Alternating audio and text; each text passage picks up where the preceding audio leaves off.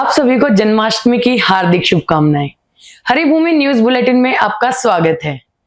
आज की वीडियो में क्या है खास, तो आइए देखते हैं। सबसे पहले बात करते हैं कुलदीप बिश्नोई की। जब से भाजपा के भजन पुत्र कुलदीप बिश्नोई को चुनाव प्रचार समिति और चुनाव प्रबंधन समिति का संयोजक बनाया है, वो हवा में उड़ रहे हैं। कुछ दिन पहले उन्होंने अपनी पार्टी के सीनियर नेताओं का बीपी बढ़ाते हुए ऐलान किया था कि बीजेपी में वे मुख्यमंत्री पद के दावेदार हैं और हमेशा रहेंगे। उन्होंने एमएलए पद को अपने कद के सामने मामूली बताया था। आज भजन पुत्र कुलदीप बिश्नोई ने बीजेपी को एक और झटका दे डाला।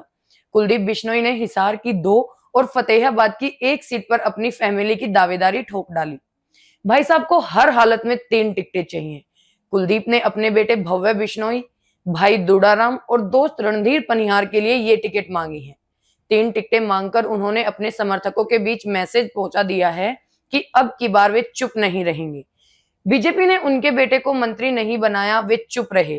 उनकी हिसार लोकसभा की टिकट काट दी गई, वे कुछ नहीं बोले, लेकिन इस बार वे चुप नहीं रहेंगे। कुलदीप बिश्नोई के गर्म तेवरों के बाद भाजपा नेताओं की टेंशन बढ़ गई है। टिकटों के वितरण को लेकर भाजपा हाईकमान पहले से ही टेंशन में है। ऐसे में भजन पुत्र कुलदीप बिश्नोई की दावेदारी ने हरियाणा भाजपा की नींद उड़ा दी। अगली खबर 11 करोड़ की है। यदि आप राज्यपाल बनना चाहते हैं तो 11 करोड़ रुपए दीजिए और पहुंच जाइए गवर्नर हाउस। 11 करोड़ में राज्यपाल बनने की ऑफर हमारी नहीं है, हरियाणा पुलिस की है। हिसार के हांसी शहर में 11 करोड़ में राज्यपाल बनाने का मजेदार केस सामने आया है। अंडमान निकोबार में राज्यपाल बनने के लालच में हांसी के कांग्रेसी नेता 11 करोड़ रुपए गवा बैठे। उन्हें हरियाणा पुलिस के इंस्पेक्टर मानवीर ने यह कहकर 11 करोड़ का चूना लगा दिया कि उन्हें गवर्नर बना दिया जाएगा। इंस्पेक्टर ने दावा किया था कि उसकी पहुंच ऐसे लोगों से है जो किसी को भी गवर्नर बना सकते हैं। पुलिस ने हरियाणा पुलिस के इंस्पेक्टर मानवीर को गिरफ्तार किया है। उसे कोर्ट में पेश कर 8 दिन के रिमांड पर लिया गया है। इस मामले में पुलिस को मानवीर के एक सहयोगी की तलाश है। पूर्व सीएम मनोहर लाल खट्टर से जुड़ी एक खबर सामने आई है।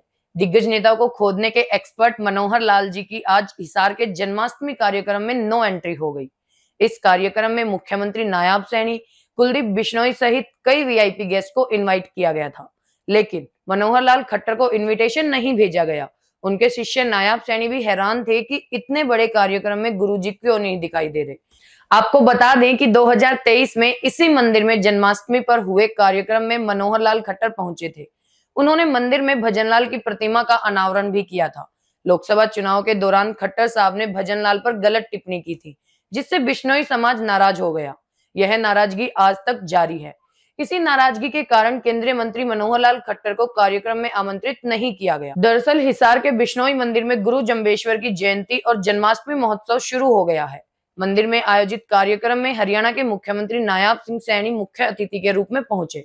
अपने गुरुजी की गलती का सुधार करते हुए सैनी साहब ने पूर्व मुख्यमंत्री भजनलाल की तारीफों के पुल बांध दिए। और अब खबर क्राइम की। भादुरगढ़ में एयरफोर्स के एक जवान को गोली मारने का मामला सामने आया है। मामला भादुरगढ़ के कला गांव का है, जहां पर एयरफोर्स के एक जवान आशीष को गोली मार दी गई। गोली जवान के पांव में लगी है। घायल जवान को बेस्ट हॉस्पिटल में भर्ती कराया गया है। जिस जवान को गोली लगी है वह एयरफोर्स में है और फिलहाल उसकी पोस्टिंग विशाखापट्टनम में है। आशीष अपने घर छुट्टी पर आया हुआ था। कल उसकी खेल स्टेडियम में अपने ताऊ के लड़के के साथ कहासुनी हो गई। बात इतनी बढ़ गई कि ताऊ के लड़के ने उस पर गोली चला दी। पुलिस मामले की जांच कर रही है। उधर सोनीपत में कल रात सिंचाई विभाग के कर्मचारी की शराब की बोतल से गला काटकर हत्या कर दी गई। पुलिस को मृतक का शव शराब की दुकान के पास पड़ा मिला। घटना में कर्मचारी का साथी भी घायल हुआ है।